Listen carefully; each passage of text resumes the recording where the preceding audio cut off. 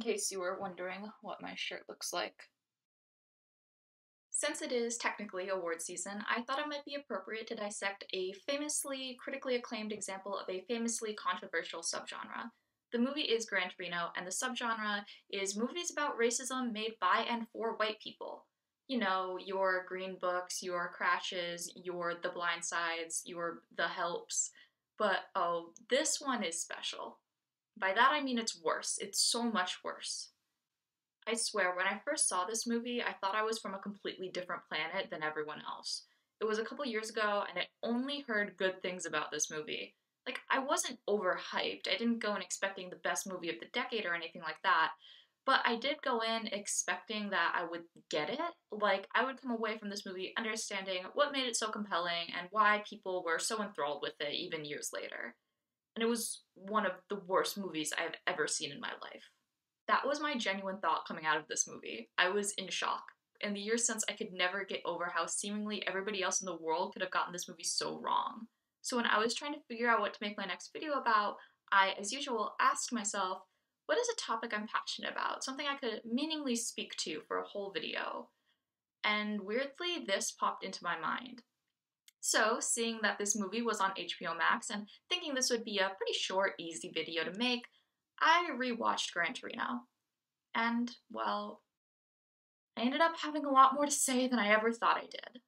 Okay, now I can acknowledge that it's not as bad as movies like Karen, but it's still among the top worst movies that people really consider great. Gran Torino is bad in several unique ways. First of all, in comparison to the other movies I just mentioned, this one is still relatively well regarded. While the other white savior or white guilt films have gotten backlash over the years, this one has largely escaped that.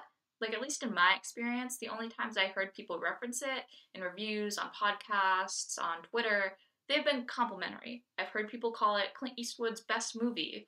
Also, in comparison to a lot of other similar movies, it's just a much worse film. Like, it has worse writing and fewer redeeming qualities, if any.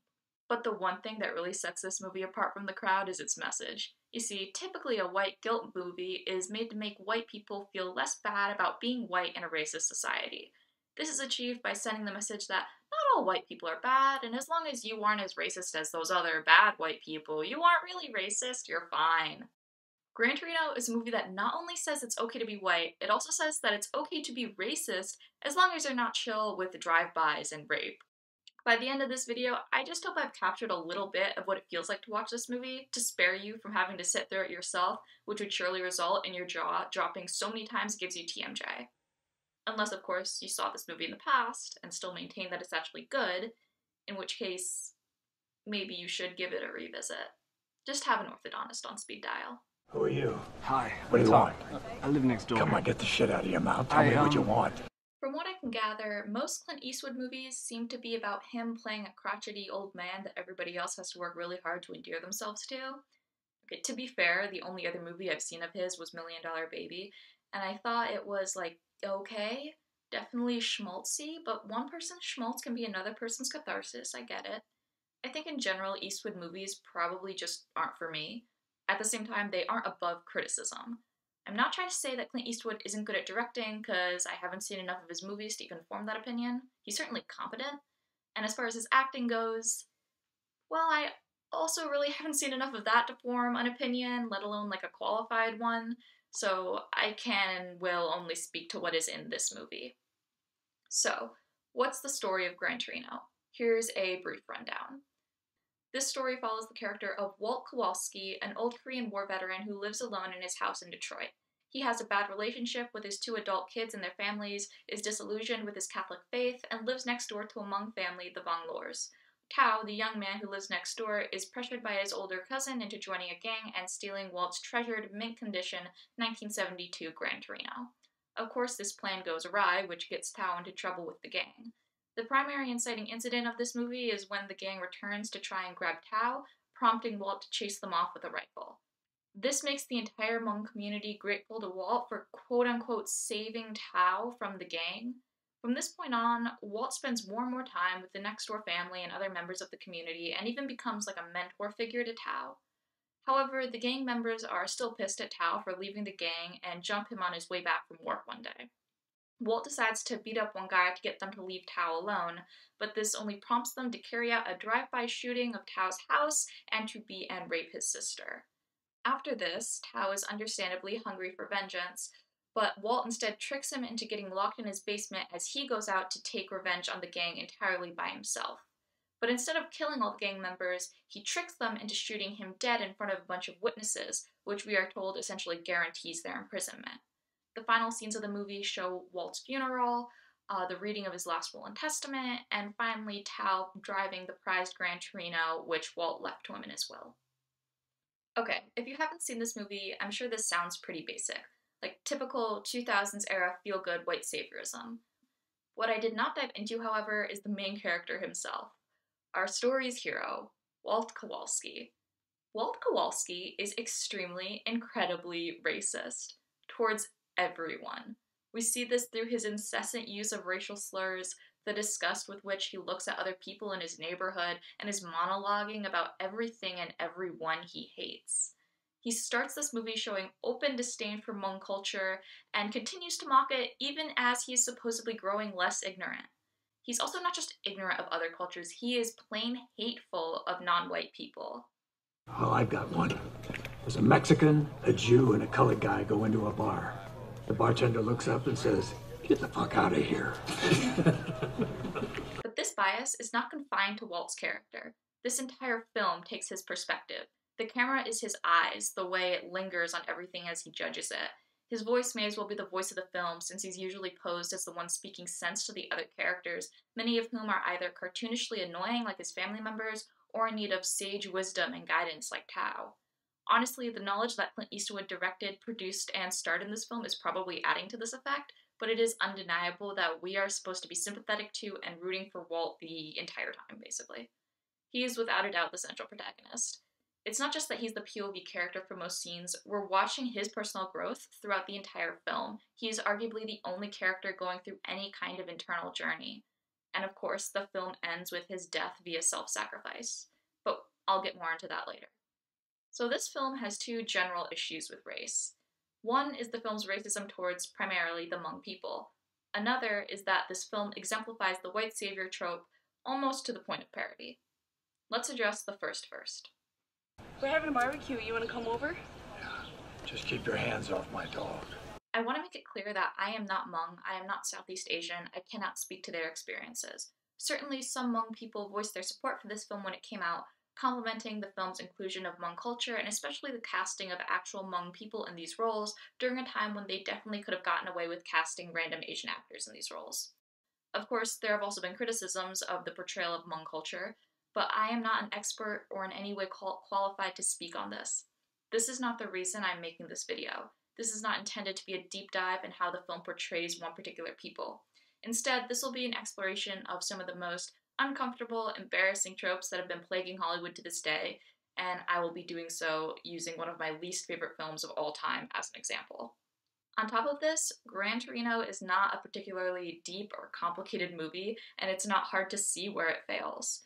This movie was not made by or for Hmong people, and given its oft-touted excuse that it's not a documentary to justify cultural inaccuracies, we can probably assume cultural nuance wasn't a huge priority in making this movie. All this to say, you do not need to be an expert in anything to understand where this movie fails. The fruit hangs so low that even a 5'3" half-white girl like me could reach it. So this video is not going to be about the portrayal of Hmong culture and whether it's offensive or accurate, but what I will speak about is how the non-white characters are treated in this film, which is inhumanely. They are not treated like human beings. I just gotta run through every racist and prejudiced thing Walt does in this movie to make you understand how egregious this is. Although I'm honestly probably missing something, because if I listed every little thing, then this video will be as long as the movie itself. Okay, so Walt tells racist jokes where the joke is literally just that it is racist. The entire "get off my lawn" scene, which has become a meme now, but I will explain more about why that scene is so problematic in a little bit. He gets showered with gifts from the Hmong community and literally just throws them all in the garbage. Again, Green Book flashbacks. He insults an entire family and community of Hmong people in their own home at a get-together at which he is a guest. He calls their cultural beliefs dumb, cannot stop making jokes about the Hmong people eating dogs, which never gets funny, even though the movie, I think, wants us to think that it is funny. He repeatedly messes up the Asian characters' names, both inadvertently and deliberately, which is also hilarious because he later gives a furious look to a black Muslim woman who accidentally mispronounces his name at a doctor's office. He appears angry to have his old doctor replaced by an Asian woman, and I don't want to hear that he's just upset that his old doctor is retired. They chose to have the new doctor be played by an Asian woman and even drew attention to the fact that her name is Dr. Chu. So many slurs. All the slurs. Slurs I had never heard of before. In addition to slurs, he just says derogatory things to the Hmong characters all the time. Again, incessantly. I cannot think of a single scene in which he doesn't. And then lastly, literally lastly, because this is in his will, he insults Hispanic people, white trash hillbillies, and Asian people, calling them slurs, again, in his written will. And yet, after all that, I could not tell you whether this movie wants you to think that Walt is racist. Like, he is, inarguably. But the movie cares so little about this aspect of his character. The film frames his isolation and apathy as a problem. It implies that he grew to become a happier and better person as he opened up to the Hmong family and found community with them. But his actual acts of casual racism, they don't go anywhere. By the end, it seems like the movie is trying to portray them as endearing aspects of his personality. Like, there are times when Walt makes a super racist comment or joke, and I think we're just supposed to find it funny. Get the fuck out of here. It's pretty clever, actually. This movie takes us through these, like, mental gymnastics where Walt is super racist, but we know he's racist. So when he says or does something awful, we get to laugh at it and feel like we're laughing at Walt. Like, this guy is supposed to be racist, so by laughing at his racism, we're actually condemning racism. Defenders of this movie will surely point out that Walt is supposed to start this movie as a racist, crotchety old man so that he has room to grow from there. It's a redemption story. He's supposed to improve and come to like the Hmong family. But here's the thing. His redemption story does not include him getting any less racist. He comes to care for the next door family, he does some favors for them, he's much less confrontational and outwardly hateful of them, but he is still racist. I think it hit me how lightly this film takes Walt's racist behavior when I realized that one of the signs that Walt is becoming less prejudiced is that he starts accepting gifts that the Hmong people heap on him. Ah yes, the bravery to accept gifts from the people that you yourself have insulted and hurt. Walt also does not stop using ethnic slurs. If anything, he uses them more often as the film goes on. If this movie isn't trying to say that Walt unlearns his racism by the end, then they're implying that it is okay to be racist. That you can be an ignorant, prejudiced, closed-minded person and still be good. Which I don't think most people, including people who worked on this movie, would agree with, but it's really hard to come up with any other interpretation of this story. Ultimately, I wouldn't say racism is the point or even one of the central points of this movie. And by that I mean it's not a story about confronting your own racist beliefs, nor is it about the racism that people of color experience. I mean, the word racist is literally not mentioned until around the 57-minute mark. This is about a white person who has to learn to care for and help a non-white family that he is prejudiced against. And that's what brings us to our second point. I wish our father would have been more like you. Don't go calling me Wally. Now we get to speak about the second problem with this movie, the white savior trope. I've thrown this term around in this video and my Karen video, but I figure I should actually define it. This trope is essentially when a white character in a book, movie, etc. ends up lifting up a non-white person or group out of a bad situation. The person of color is usually saved from a situation stemming from their race and or from poverty, and then the white character is usually posed against other much more overtly racist white people, which is its own trope, known usually as like the white villain.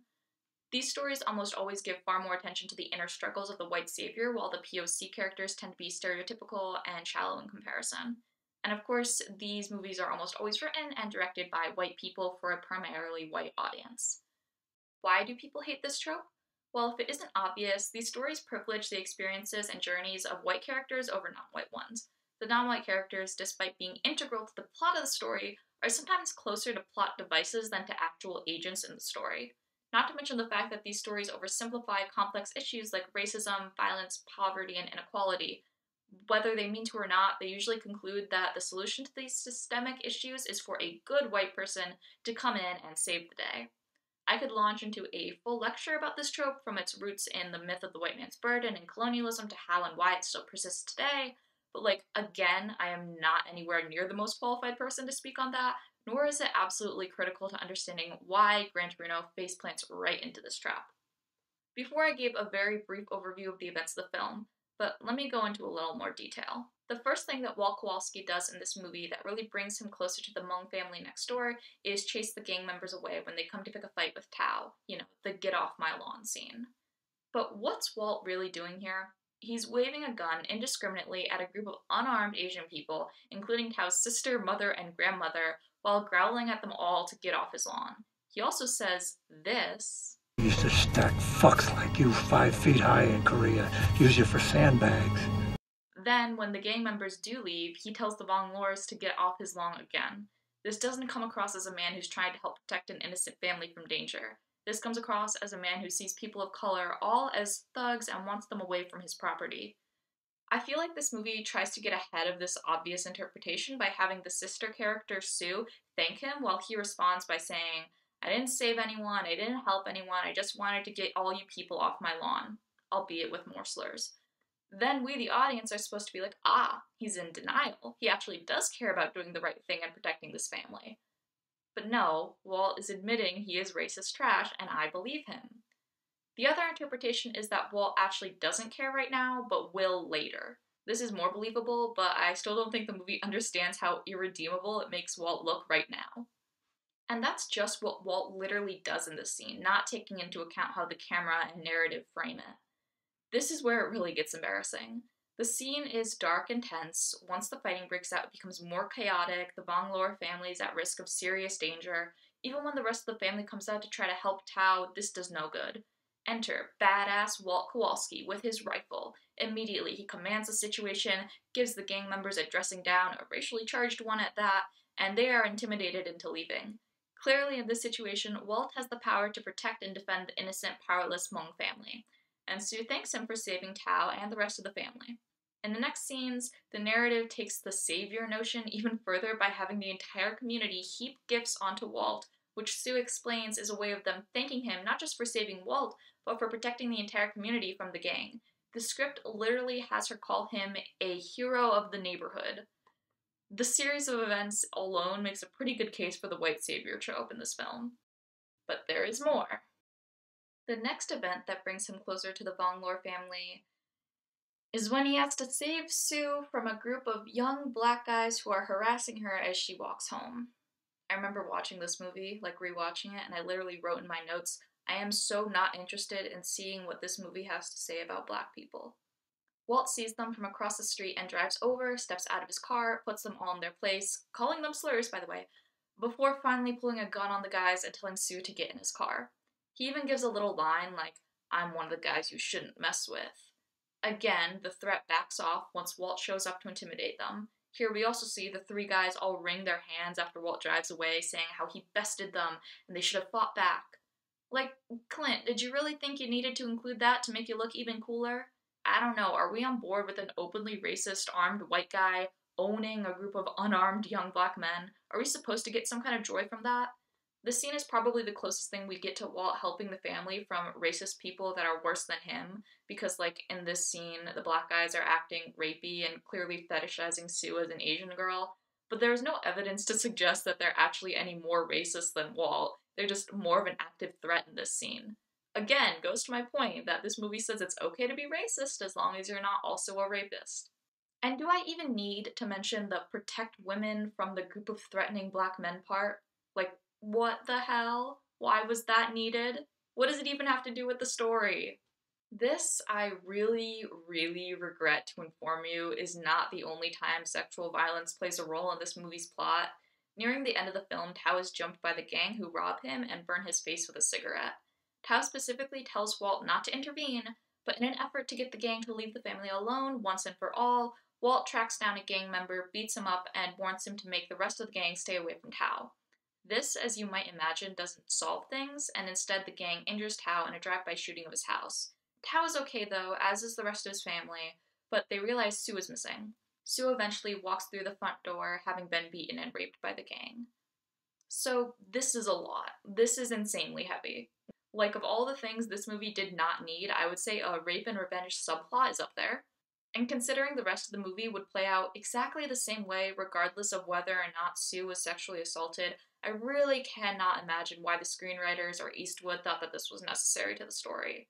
The way that Eastwood treats sexual violence is so offensive too. To give you an idea, Sue literally does not have any lines after her assault, which speaks to both how little agency she has in the story, how, like, unseriously Eastwood takes this element, and how close we are to the end of the film. We don't see her processing what happened. We don't see how the family reacts other than the fact that they're upset and Tao is really angry. The only purpose that this assault has in the story is to make us loathe the gang, which we already did, to make Tao want revenge, which the drive-by probably already would have accomplished, especially if someone had been seriously injured, and lastly, to make Walt realize that he made a huge mistake by beating one of the guys up, which also could have been achieved by someone being injured or killed in the drive-by. I really wish I knew why filmmakers and writers keep adding sexual violence to their stories other than that they're lazy and just think it's an easy way to add drama, but I fear there might be like a deeper obsession at play here. I would guess that a lot of men see women as objects to be saved, particularly from other men, much in the same way that white people often see people of color. It's almost like the story of white male heroism wouldn't be complete without this element. Now, when I first watched this movie, I wondered if it was going to end up subverting the white savior trope by showing the horrible consequences of Walt's attempt to intrude in business he knows nothing about and be a hero. It certainly shows Walt's anger and shame with himself for what he's done, again, giving attention to the inner struggles of white characters over people of color.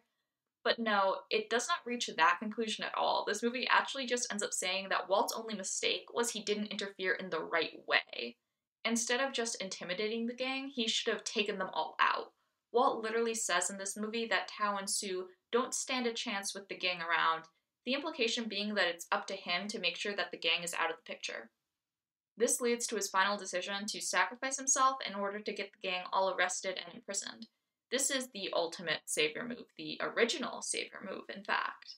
And I'm not exaggerating, Walt literally lands in a Jesus pose after he is shot, which, given the fact that the character is played by the director-producer, just seems a little egotistical. Is that out of pocket to say? After this, we are told that the family is good now, the neighborhood is safe, all the witnesses who saw this crime have approached the police and are willing to go on record against the gang members, despite the film earlier explicitly stating that Hmong people are famously silent on these kinds of things, and the criminals will without a doubt go to jail for a long time. And another gang will never rise up to take their place. It's not like gang violence is an endemic phenomenon stemming from systemic issues like poverty and racism and lack of social support structures. No, it was just these 5 to 10 guys in a house starting all of the neighborhood's problems. And now they're all going to prison, the solution to all of life's problems. Walt doesn't just take these measures to keep the Vonglors safe, he also aims to better Tao as a person and protect his morals.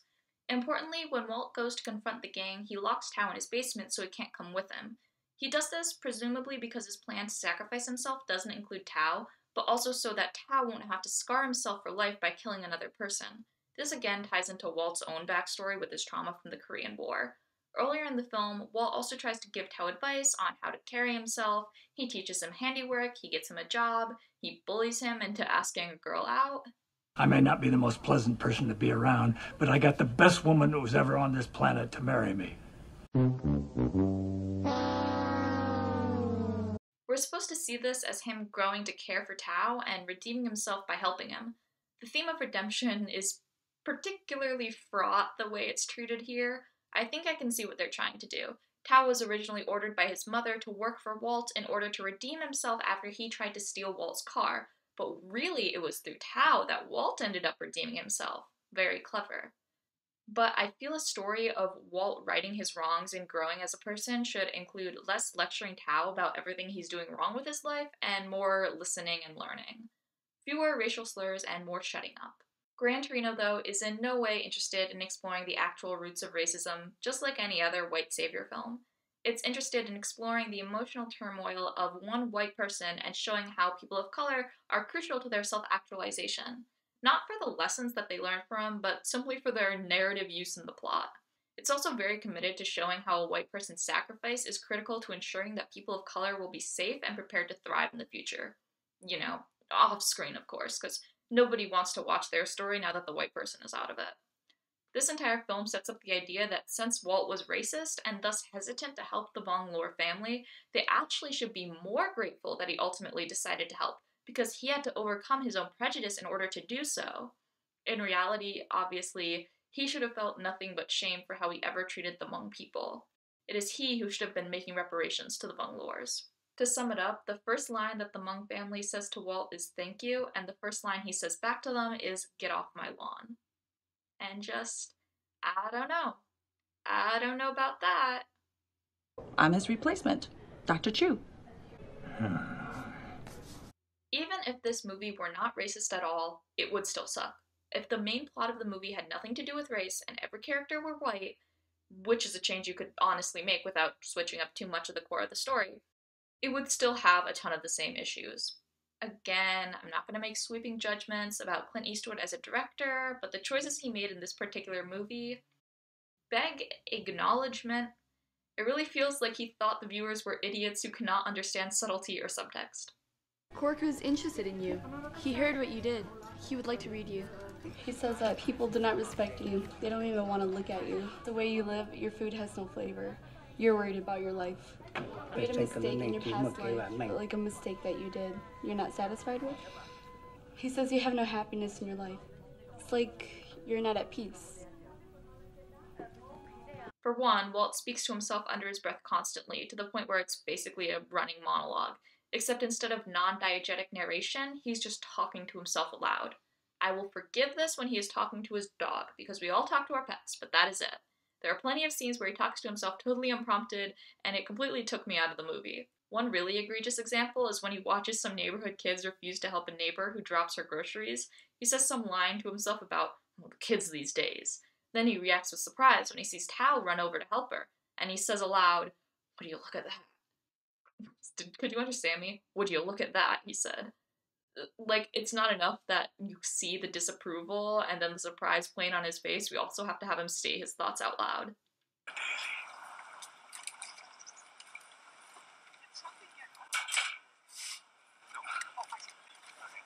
These reaction shots of Walt's face, especially towards things he finds distasteful or shameful, are so over the top I really want to call it overacting. That feels sacrilege, since Eastwood is considered one of the best actor-directors of all time, but the decision to have these reaction shots coupled with these lines seems like just bad directing and acting. Another example is when Walt just states the themes of the movie to the audience. Like, he goes over to a barbecue at the neighbor's house and runs into the bathroom distressed, looks into a mirror, and says to himself, I have more in common with these people than I do my own family. Again, I took out slurs. It's not just the acting and writing for Walt. All the writing in this film comes across as so basic, it's almost amateur, like it was someone's debut attempt at filmmaking or screenwriting. Oh wait, it was the screenwriter's first movie, would you look at that? The narrative takes every opportunity to drive home the same ridiculously simple points. For example, this movie really wants you to understand that Walt has a bad relationship with his family. And by that I mean he is a terrible father, he hates his family, and he treats them so awfully it's practically verbal abuse. I cannot stress enough that Walt's two children only ever try to help him and form a closer relationship, while he is always brushing them off and letting them know how much he hates having them around. And the movie seems to know that any rational person would sympathize more with Walt's family than with him, because they do all these things to make the family come across as annoying and disrespectful. Like, they have his grandchildren acting rude at his wife's funeral. Oh, his wife's dead, by the way. His granddaughter asks him, like, who's gonna get your stuff when you're dead? His one son and daughter-in-law suggest that he move into a retirement community. But all of these characteristics are just so cartoonish I can't take them seriously. And they still do not justify how Walt treats them. Yet time and time again, his two sons go out of their way to try and help Walt, even though they know he will probably just brush them off or blow up on them again. The one time he tries to reach out to his son and talk with him after he finds out he's dying of cancer, oh, he's dying of cancer, by the way, his son is like, can you call me back later? And we're supposed to feel bad for Walt? Like, no, this is an inevitable consequence of constantly treating your family like this. Okay, I'll admit, most of my problems with this movie come from how much I hate Walt. But, like, he is the entire movie. Characters like Tao and Sue, I hate to say, are not super compelling, mainly because the story isn't interested in developing them. Also, Sue talks like Veronica Lodge. Can I just say that? Oh great, another asshole who has a fetish for Asian girls. God, they get so old. Take a crude, overly obvious come on to every woman who walks past and cram it. That's my name. Of course. Right to the stereotype thesaurus. Oh, yeah. Call me a whore and a bitch in the same sentence. So these are your bitches? I beg your misogynistic pardon? All other storylines, like Walt's relationship with his family, his trauma from the Korean War, his cancer diagnosis, they revolve around him. If he is not at least an interesting character, this movie is lame. And he's not. So it is. Let me list some traits of Walt as presented in the film. Racist, sexist, prejudicial, ignorant, judgmental, rude, disrespectful, violent. Yet the film also wants us to see Walt as grizzled, badass, aspirational, impressive, protective, wise, and Jesus. Seriously, I cannot overstate how much this movie wants us to worship Walt. After Walt Kowalski finds out he is tragically dying of cancer, he sacrifices himself and literally lands in a Christ pose. We see his somber funeral where his entire family and the Hmong community gather to mourn his loss. The priest he formed a relationship with gives a speech about how badass he was, and then Clint Eastwood literally sings a song about a Gran Torino over the credits of the film. Like, Clint, were you dying when you made this movie? I'll hand it to Eastwood, this was bold, and apparently a lot of people bought it because they really liked this movie. I just cannot get on board with this. A defense some people may give is that Walt is an anti-hero. He's not perfect, he's actually deeply flawed. But underneath it all, he has solid morals, and that's why he's a good person who deserves respect. That thought just made me wonder, if you're only a good person deep down, are you even a good person? My answer is no. Walt Kowalski is a bad person, and his dead wife probably was too. Essentially, Gran Torino is an after-school special for adults, except instead of the lesson being don't be racist like you'd expect, the lesson is be nice to the people that you're racist against. I really need to make it clear that this movie was and continues to be extremely well regarded. It holds an 8.1 on IMDb, an 81% critic score on Rotten Tomatoes, 90% among audiences. It's rated a 3.7 out of 5 on Letterboxd, with 10% of people giving it a 5-star review. I was actually shocked that it was not nominated for any Academy Awards, but the Academy often snubs movies that critics generally praised, and this was before they widened the Best Picture category to include up to 10 nominees. In general, the overwhelmingly white film critic community praised this film for Clint Eastwood's directing, acting, and portrayal of an anti-hero who must overcome his racism and redeem himself. It may not be talked about as much now as it was years ago, but when it is brought up, it has a pretty consistently favorable reputation. Casual film fans today still consider it a great film, even one of Eastwood's bests. A huge part of this must be the fact that it was made by Clint Eastwood, who is considered one of the best directors of all time. But why Eastwood is considered such a great filmmaker that even this movie is elevated just because he made it, I am not aware. I honestly think some people saw something in this movie that just straight up wasn't there, and I'm not talking about merit or value, I'm saying they saw a different story than I did. So many reviewers have talked about this being a story of redemption, of Eastwood's character growing and confronting his prejudices and bettering himself, of racism and prejudice being overcome. Walt is labeled this film's hero. I also have to mention that there is a huge fan base for this movie that appears to like it specifically because it is racist. Like a host of people that bemoan the loss of true art to political correctness, who just really seem to enjoy an old white man hurling slurs and insults at a bunch of people of color for 2 hours, while being framed as a hero for it, of course. I don't want to show the worst of the comments here, but if you go to the comments section of any YouTube clip from this movie, you'll see a lot of that, mixed in with general praise for the movie and for Clint Eastwood. I absolutely understand that there are a lot of people who do not hold these views who like this movie and are more ignorant than hateful, if anything, but this cannot go unsaid. Usually, if racist people love your movie, you did something wrong. To all the people, including very progressive, very much not racist, modern-day film lovers who still sing this movie's praises, I say, watch it again. Give it another watch. What you saying? Hey, well, no, hold welcome to our home. No, she's not. Yeah, no, she didn't. It's the next day.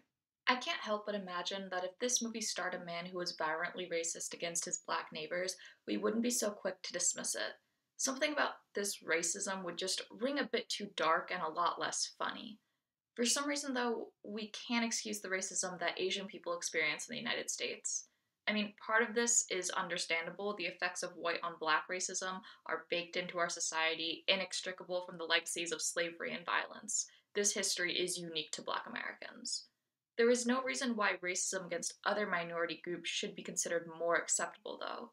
Casual anti-Asian racism is what lets us tolerate stereotyping, systemic discrimination, violent attacks, hateful political rhetoric, and the erasure of actual Asian cultures with all their diversity and nuances. In the last 2 years, we have seen a sharp rise in anti-Asian harassment, violence, and other hate crimes, not to mention the abuse that Asian people receive online and the casual racism spread by political figures and the media. We have really had to take a step back and evaluate how we treat anti-Asian hate and why we allow it to run so rampant. Have we made any improvements in this area? I couldn't tell you. I don't know if we as a society have done much more than acknowledge that anti-Asian racism is a thing and probably shouldn't be. I mean, we as a society have supposedly learned that white savior movies are lame and embarrassing, and Green Book won Best Picture in 2019. When we can choose to watch and recommend own voices stories about particular communities written and told by people of those communities, we still choose to lift up major mainstream English language studio films starring name actors made chiefly to appeal to majority white audiences.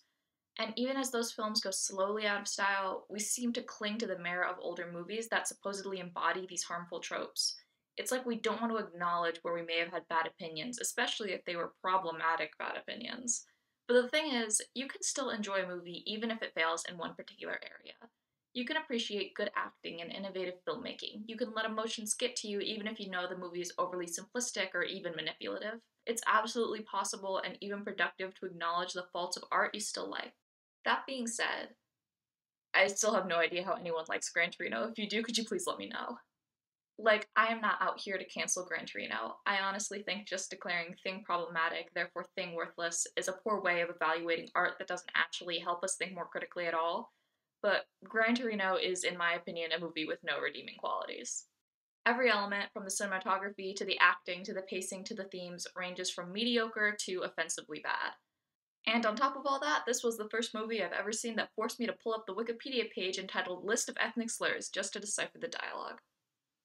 So tenderly, your story is nothing more than what you see or what you've done or will become.